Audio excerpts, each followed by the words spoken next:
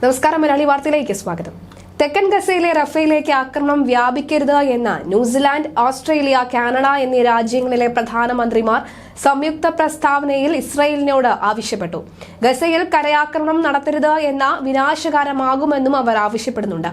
Israel അവരുടെ സഖ്യകക്ഷികളെയും അന്താരാഷ്ട്ര സമൂഹത്തെയും കേൾക്കണമെന്നും പ്രസ്താവനയിൽ ആവശ്യപ്പെടുന്നു. റഫേൽ കരയാക്രമണം നടത്താൻ ഇസ്രായേൽ പദ്ധതിയിടുന്നതിൽ തങ്ങൾ അതീവ ആശങ്കാകുലരാണ് എന്നും പറയുന്നു. റഫേലെ സൈനിക നടപടി വിനാശകാരമാകും. ഏകദേശം 1.5 ദശലക്ഷം ഫലസ്തീനികളാണ് ഈ പ്രദേശത്ത് അഭയം തേടിയിട്ടുള്ളത്. ഗസയിലെ മാനുഷിക സാഹചര്യം ഇതിനോടകം തന്നെ ഭയാനകമാണ്. അവിടെ സൈനിക നടപടി ആരംഭിച്ചാൽ സാധാരണക്കാരുടെ അവസ്ഥ ദുരിതപൂർണമാകും. ഈ പാത തിരഞ്ഞെടുക്കരുത് എന്ന് ഇസ്രായേൽ സർക്കാരിനോട് അഭ്യർത്ഥിക്കുകയാണ്. സാധാരണക്കാരായ ജനങ്ങൾക്ക് പോകാൻ മറ്റൊരിടവുമില്ല.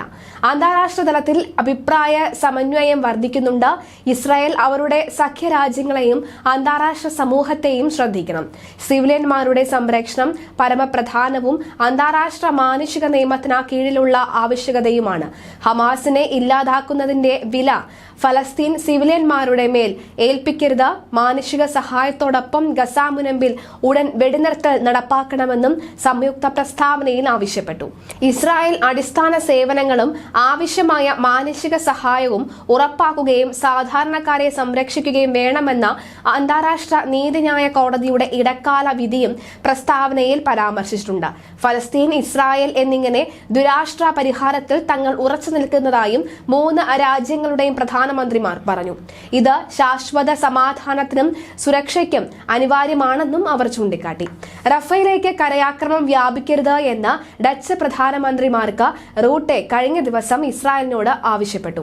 അദ്ദേഹം ഇസ്രായേൽ പ്രധാനമന്ത്രി ബെഞ്ചമിൻ നെതന്യാഹു, ഫലസ്തീൻ പ്രധാനമന്ത്രി മുഹമ്മദ് ഷെയ്തയും എന്നിവരുമായി കൂടിക്കാഴ്ച നടത്തിയ ശേഷമായിരുന്നു പ്രസ്താവന. റഫേൽ ആക്രമണം നടത്താൻ 2 വ്യത്യസ്ത പദ്ധതികൾ തയ്യാറാക്കാനാണ് നെതന്യാഹു ഇസ്രായേൽ സൈന്യത്തിന് നിർദ്ദേശം നൽകിയിട്ടുള്ളത്. ഒന്ന് ജനങ്ങളെ ഒഴിപ്പിക്കുവാനും മറ്റൊന്ന് ഹമാസിനെ ഇല്ലാതാക്കാനുമാണ്. എന്നാൽ ഇതിനെതിരെ ലോകരാജ്യങ്ങളിൽ നിന്ന് വലിയ എതിർപ്പാണ് ഉയരുന്നത്. യുദ്ധത്തെ തുടർന്ന് വടക്ക് മധ്യ ഗസയിൽ നിന്ന് പലായനം ചെയ്ത സാധാരണക്കാരായ ലക്ഷങ്ങളാണ് ഇവിടെ ടെന്റുകളിലും മറ്റും കഴിയുന്നത്. ഭക്ഷണം, വെള്ളം, മരുന്ന് എന്നിവയെല്ലാം വലിയ ബുദ്ധിമുട്ടിലാണെന്നും ഇവർ ചൂണ്ടിക്കാണിച്ചിട്ടുണ്ട്.